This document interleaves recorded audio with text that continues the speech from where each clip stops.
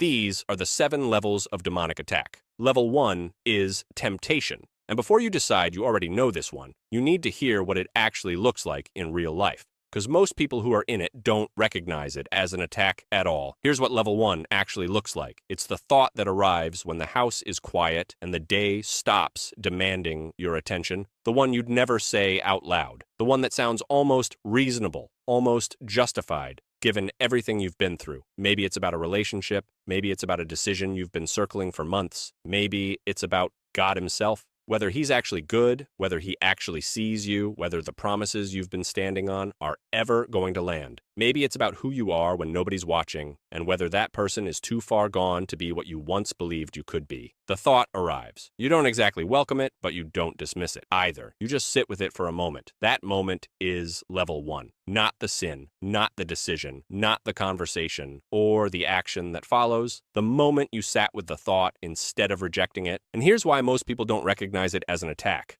Because it doesn't feel like one. It feels like thinking. It feels like processing. It feels like being honest with yourself about how you feel. And the enemy is very much aware that if he announces himself, if the thought arrives wrapped in obvious darkness, you'll reject it immediately. So he doesn't do that. He makes the thought sound like your own internal monologue. He makes it sound like a reasonable conclusion drawn from your own real experience. And then he waits. The very first move the enemy makes in Scripture isn't terrifying. It isn't violent. Genesis 3:1. Did God really say? That's it. That's the opening move of the most catastrophic spiritual attack in human history. Not a roar, not a threat.